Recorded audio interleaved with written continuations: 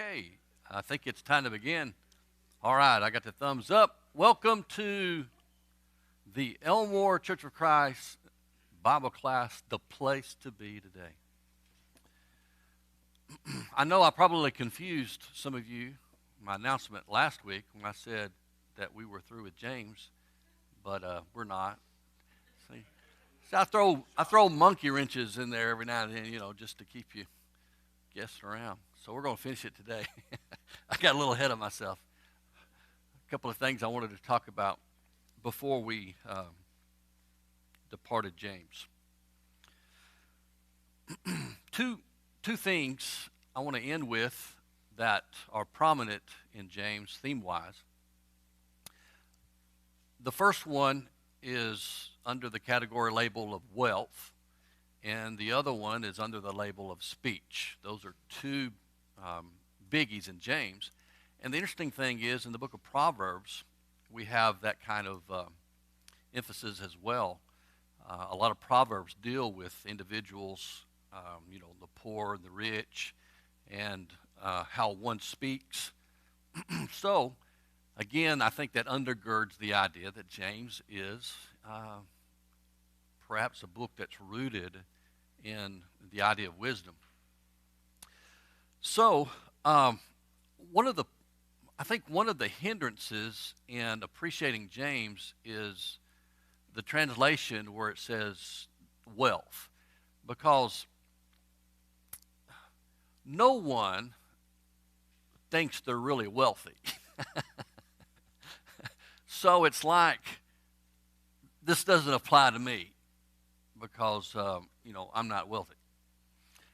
Perhaps the better translation or the better thought would be either, I don't know, what would you give as a better idea that would bring it down to, personal level?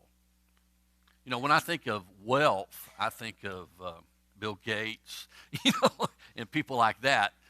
I don't think of me in that arena. So is James talking about the Bill Gates of the world, or is he addressing a group or a particular, economic level that, is pretty fat and happy, so to speak? What other term would you think would be a good one?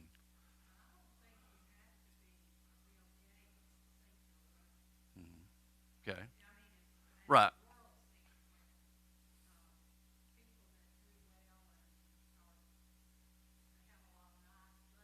Uh-huh. Right. So that's what I'm looking for, is that term that relates. Belongings. Yeah, that seems to be a good one. Anything else? Our belongings. I like that. Level of comfort.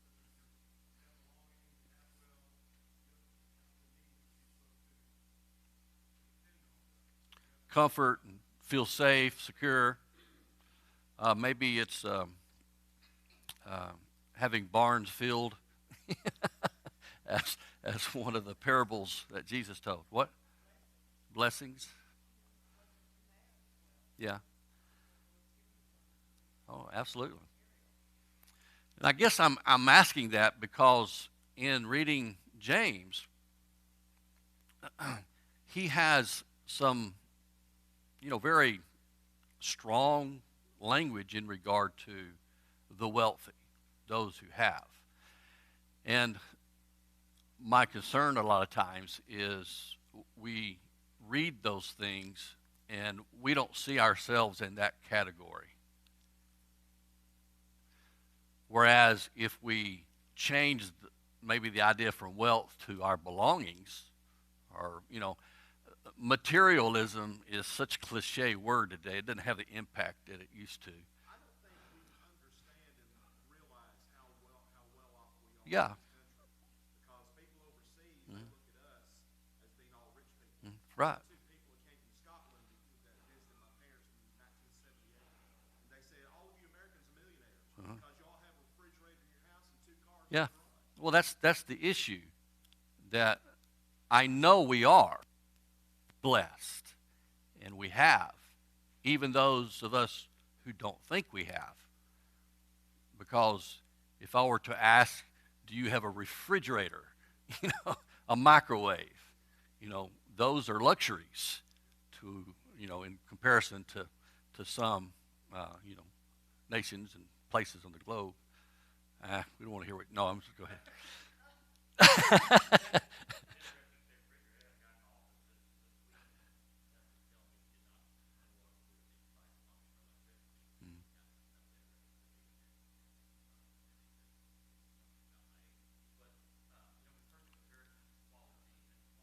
Yeah,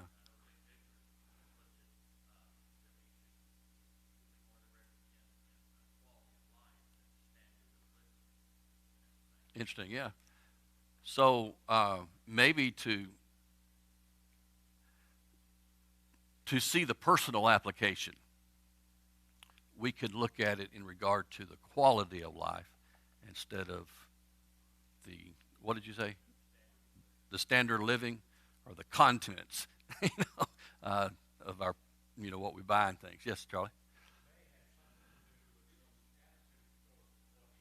Yeah.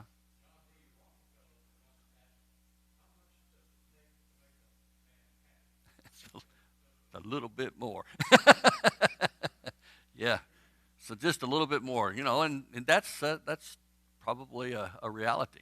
So when we look at James and the challenges of earthly wealth, we need to see it on our level.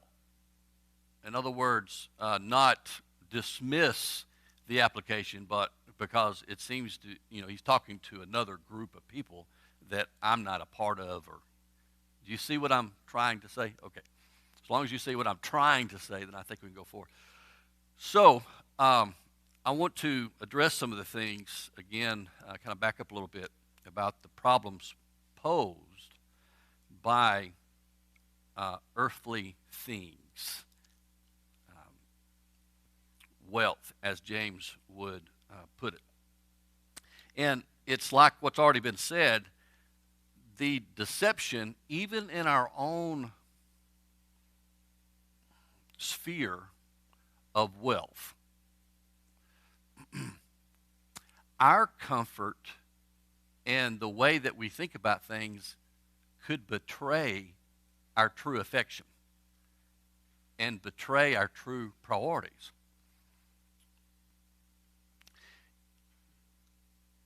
So the application is not to one group, but it's actually to all, because, as you said, we're all blessed in many ways. So we need to understand that it's important for us to see ourselves as having things, and we live in a material world, and we are people who have houses. We accumulate things. Everybody's worried about the supply chain and Christmas gifts. I don't know how many times I've been hearing that on the news. Our kids aren't going to have gifts, or we won't be able to. The shelves will be empty. It's kind of like it's going to ruin things. That's problematic if you think about it.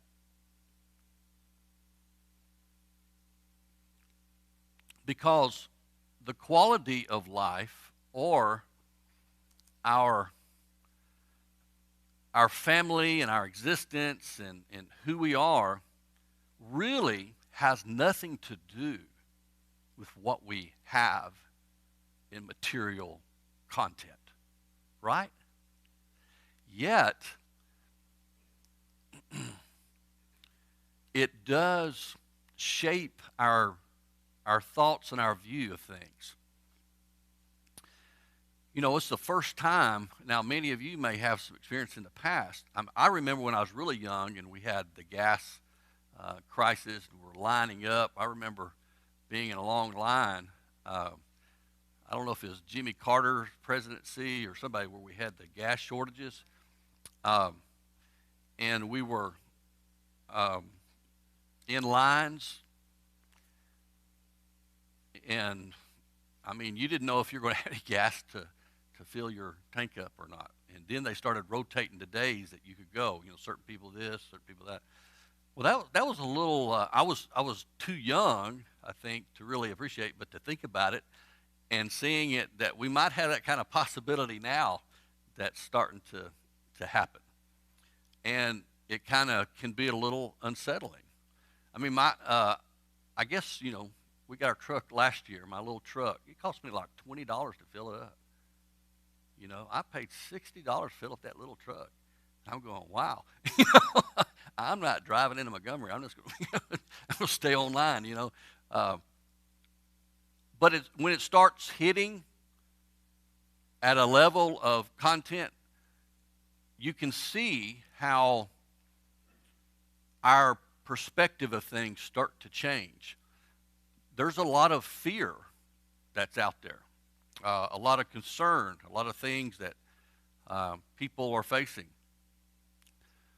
So, it began with the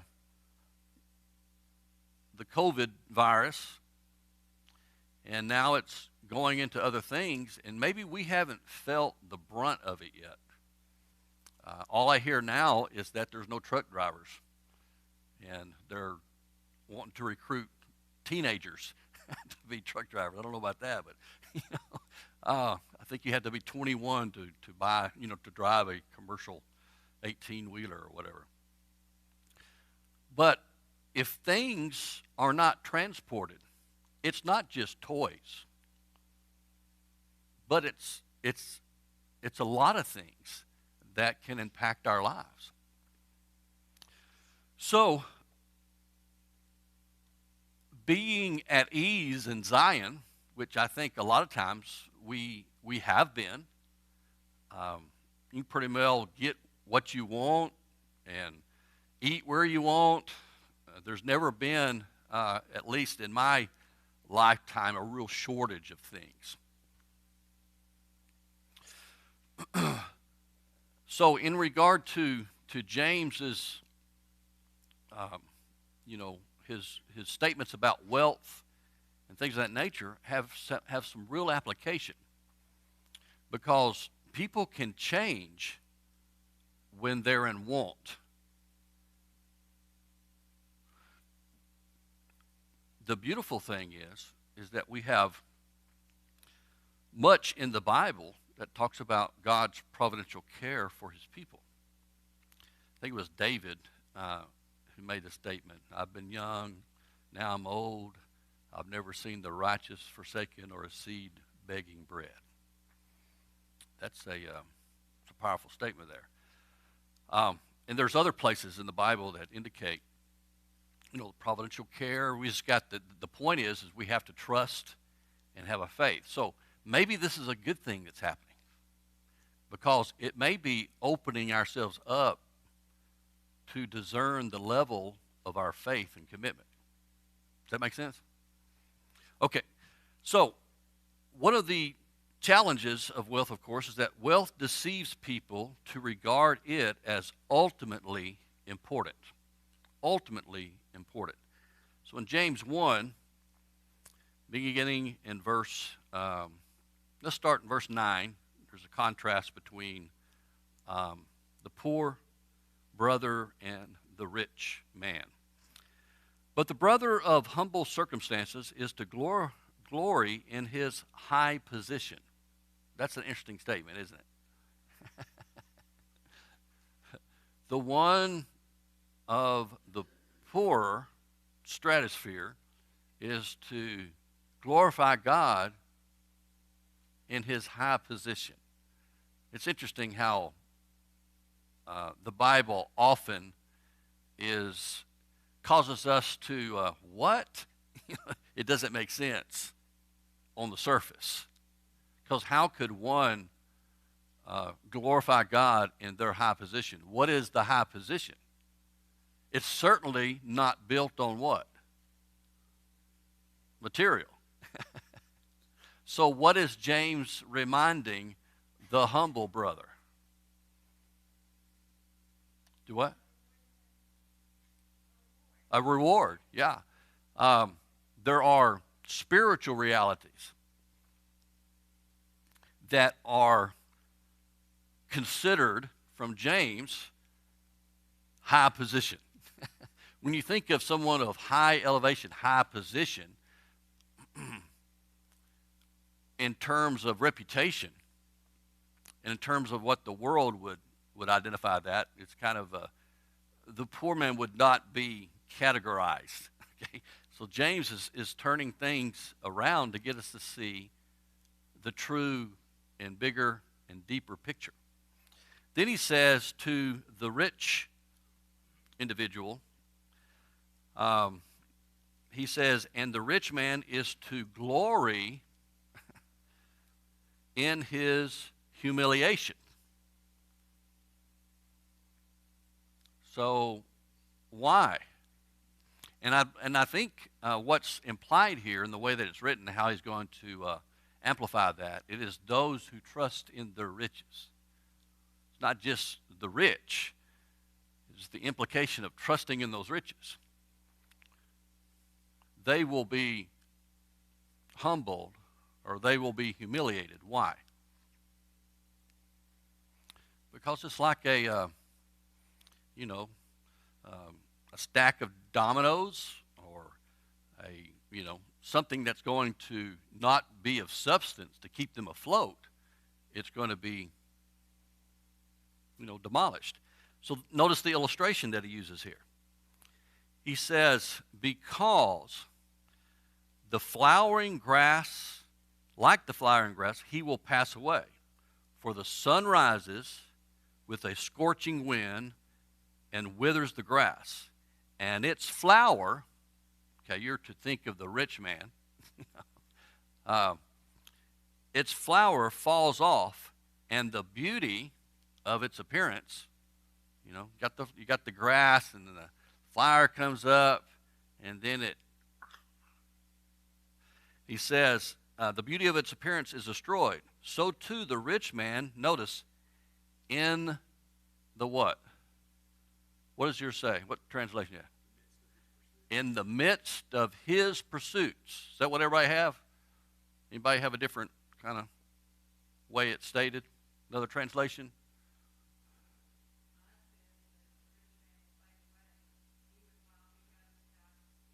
Even while he goes about his business. In the pursuits, his pursuits will fade away. So what is the observation that James is trying to paint for us? And more on our level, not the Bill Gates of the world. Our level. What's he reminding the scattered Christians throughout the empire? What's he reminding us about? What's the lesson?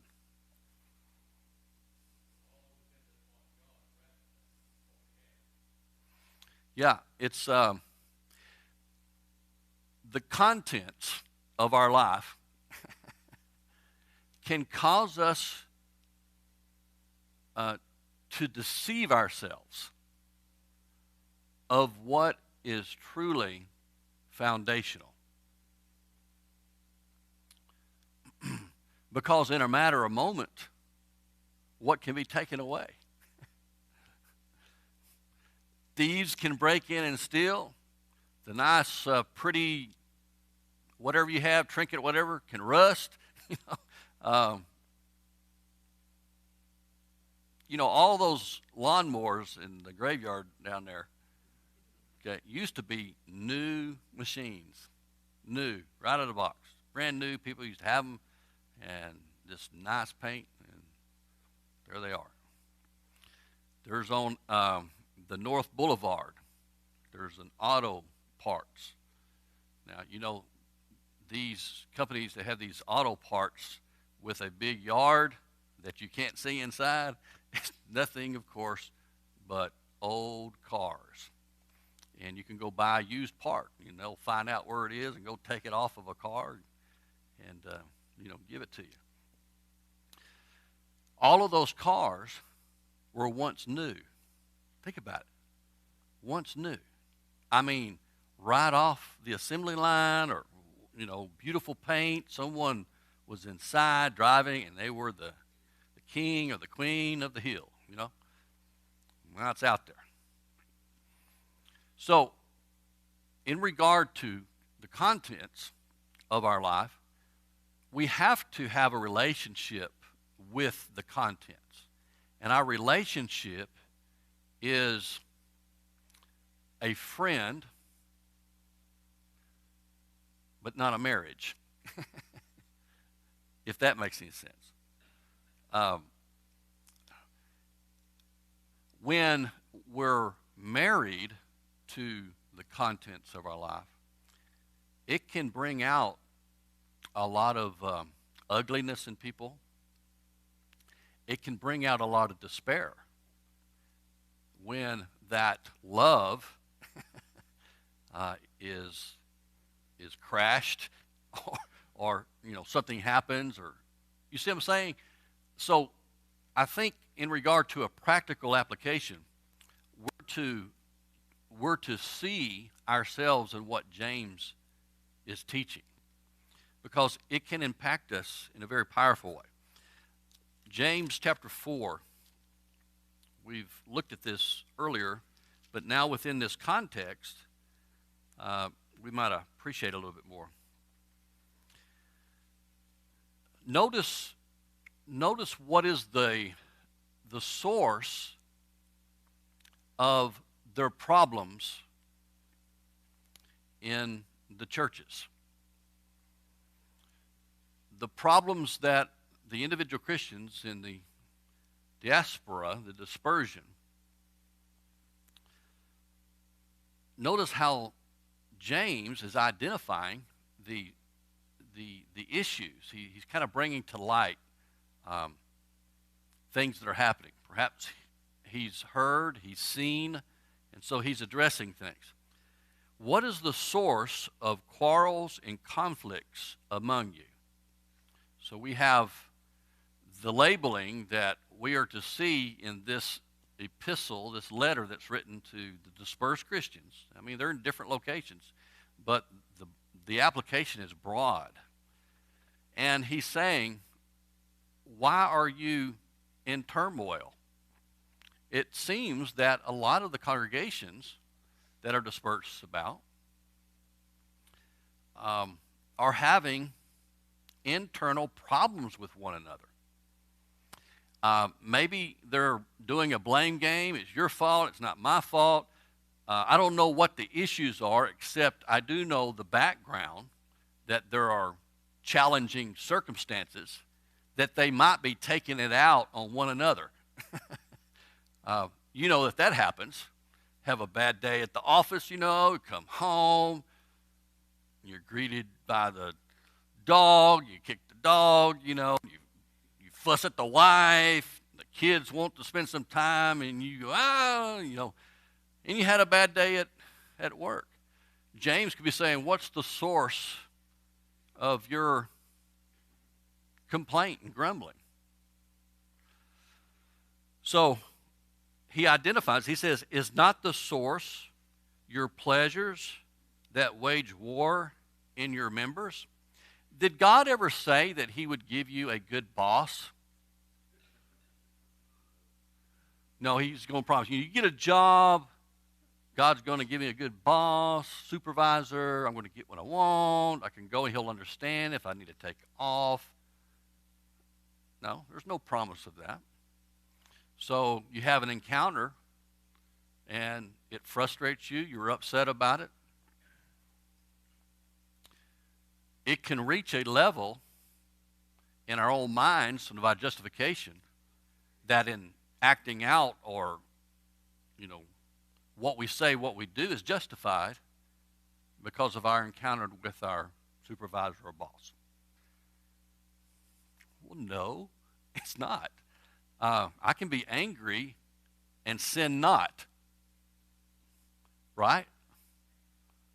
You can be angry, but you don't have to sin in your anger. So God's not saying suppress your anger. What he's saying and teaching is you've got to deal with it in a Christian way. So, yes.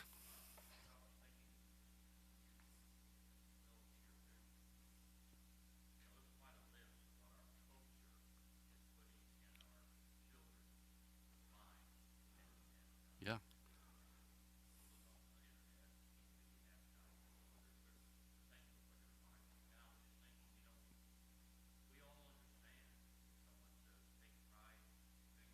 Hmm.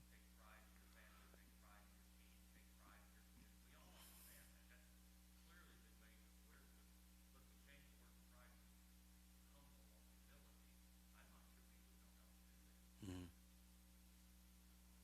Yeah.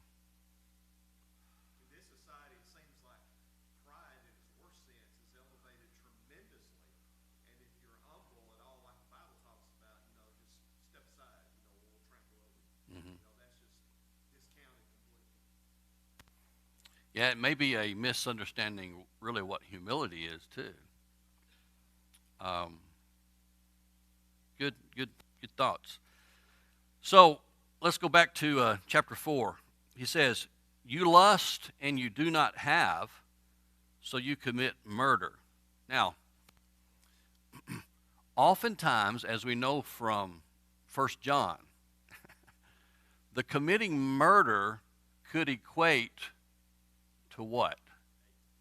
Hatred. He who hates his brother, you know. Sometimes the idea of murder is a euphemism or a metaphor for hating someone. And so you use the extreme of what hate may do to get the attention.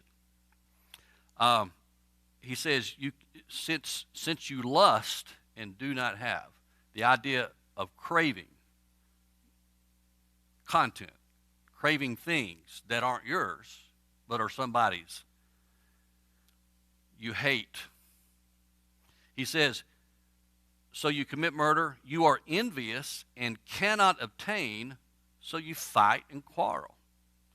You do not have because you do not ask. You ask and do not receive because you ask with wrong motives, so that you may spend it on your own pleasure. That is the issue of wealth that James is addressing. It seems, and out of the background of James, the difficulty that they're having in various areas, it would be easy to view myself in such a way as if I'm being treated unfairly or things aren't just.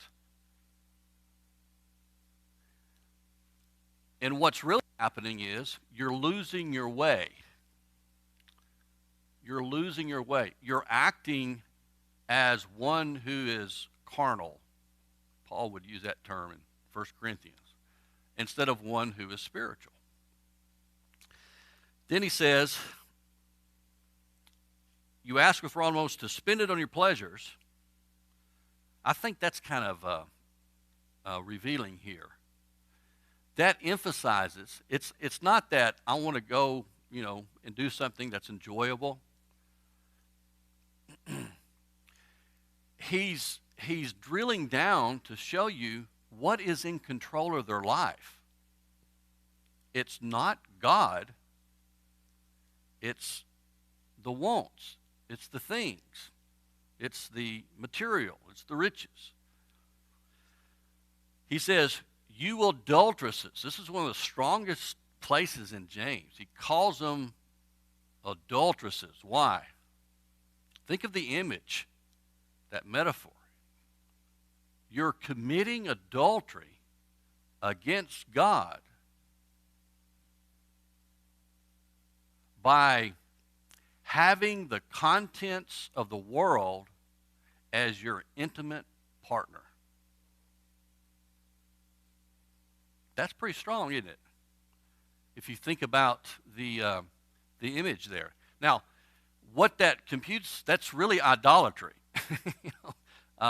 Greed is identified as idolatry. And so we say we don't have any idols. Well, we do. we're too sophisticated to go to a false god. We know better than that. But the idols are all around us if we're not careful. And we commit adultery with those idols. In other words, we're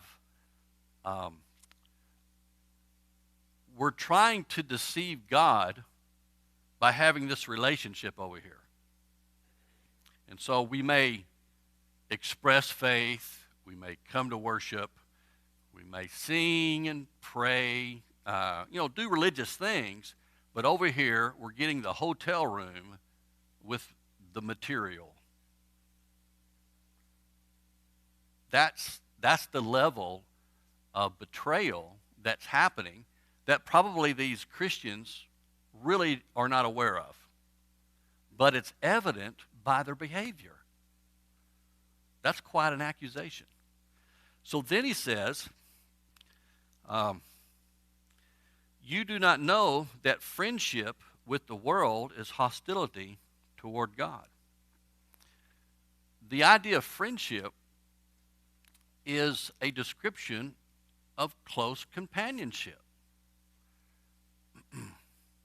Me and the material, we talk the same language. I enjoy what she says, how she behaves, what she offers, looking at it from that point of view. And so she becomes the consuming thing. Then he says, therefore, whoever wishes to be a friend of the world is making himself an enemy of God. So what's the question that we need to ask ourselves so we are not making ourselves an enemy of God?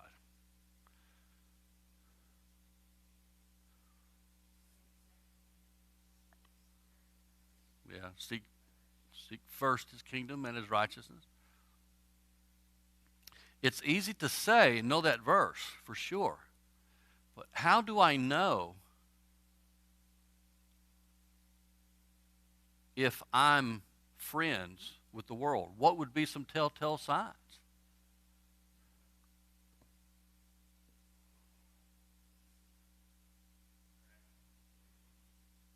Your actions, priorities, even the simplest things. Our attitude toward worship or the approaching of Sunday. Is it an inconvenience or is it something that is foundational to you? I know a lot of people look at Sunday as inconvenience, especially on a pretty weekend. Right? So there's a lot of things that we can sort of check our relationship with the contents of our world and our desires. And I think James is wanting to emphasize that so much because of the harshness. I think this is very harsh. Do you? I mean, we know it so well, but, it's pretty strong language, isn't it? I don't want to make myself an enemy of God, do you? No, of course not. But it is a strong encouragement for us to be diligent because it's easy to deceive ourselves. How do I know that? Because look at James 1. He says, if anyone thinks himself to be religious and yet does not bridle his tongue but deceives his own heart, this man's religion is what? We'll talk more about that this morning. Is what? It's worth something? Maybe a penny, right? It's interesting about the worth of coins and money. I don't ever carry any cash anymore. No coins, no dollar bills. It's all a debit card. I mean, it's just kind of strange if I have any cash. I don't even know if they take cash anymore. But I used we did the Dave Ramsey thing where we had envelopes for our budgeting and stuff like that, and we used to take, the envelope around, and we'd have our dollars, and we'd have our budget and all this stuff. And it's kind of like a long time ago. I don't know how I do envelopes today. I mean, you got all the digital monies that are coming, cryptocurrencies and stuff like that. I don't even understand that whole world. So the challenge to me is when I had real money, it made me think. I mean, money in the hand, it made me think about expenditures.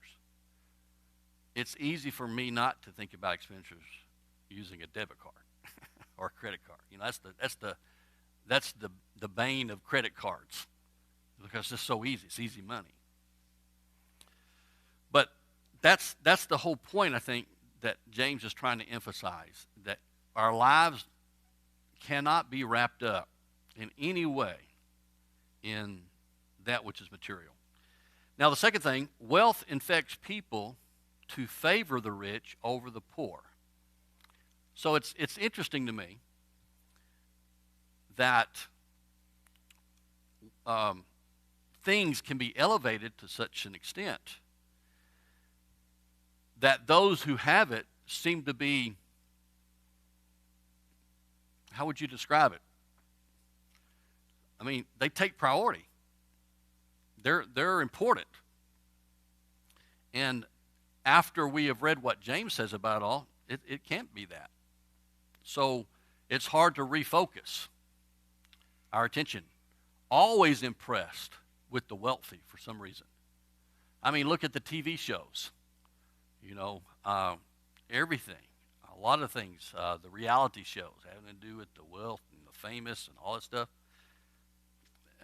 A lot of it's interesting entertainment. But then again, it's so shallow. Some of these people who have lots of contents in their life.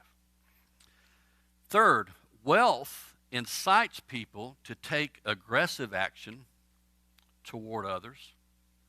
That is, those who maybe have authority over others or whatever, they can be aggressive. This was one of the problems of Israel, is that the poor were being exploited by the judgments of judges, the leadership, and so God would use this, the widow and the orphan, as the foundational call to judgment, because they represented in that day a level of dependency and need that everyone was overlooking. Because of their own pursuits, they didn't have time to care for these people. Well, it can also be, passive action in our pursuit and how we look at and deem what's important in our life. So just be aware. I think James is coming home to. The other thing is our problem that is created by speech. He has a lot to say about this. Although the eye may be the window to the soul, as people have said, speech is the window dressing. The problem with speech is its tendency to declare falsehoods. I hardly ever believe a politician. That's bad, but it's sad. Yeah, because people pander to others. They'll say what you want, then they'll. It's just there's just a lot of falsehoods, and to unleash what we might call unmitigated havoc. James 3 verses 1 through 12 was one of the most extensive discussions about the power of speech. little bitty old member of the body, the tongue, he uses as the exemplar of speech, can turn a big ship. It can set a forest on fire real fast. And there are people who are very skilled at doing that. Again, politicians. No. If you have a family member that's a politician, that's fine. And if you want to run for something, that's fine. But you know what I'm saying, generally speaking. By employing angry words, boasting, cursing. The cursing here is not foul language. It's the idea of, instead of saying, may the Lord bless you, it's like saying, may you be cursed in some way. Cursing you, desiring that something bad happens to you. Slandering, this is speaking evil of, and just grumbling. All of those things happen with speech, okay? And the speech reveals what's in the heart. Because Jesus would say, from the heart flow, all these bad things. So if that is representative of my behavior, and I find myself falling into that, then the issue is not really my circumstances. The issue is what?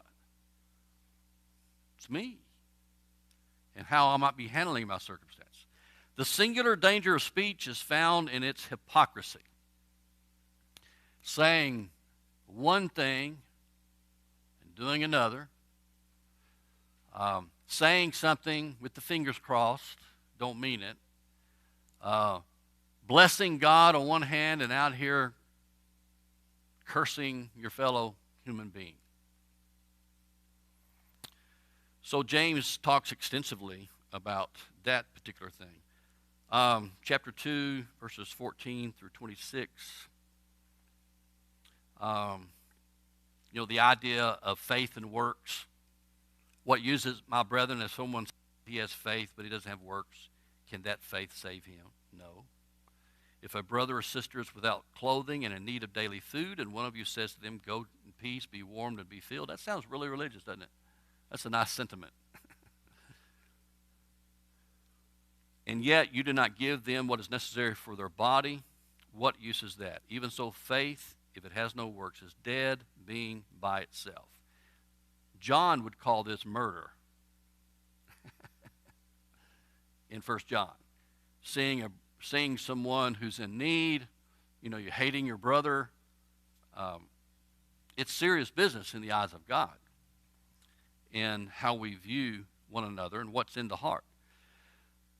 Satan's greatest weapon seems to be in the power to drive a wedge between word and deed.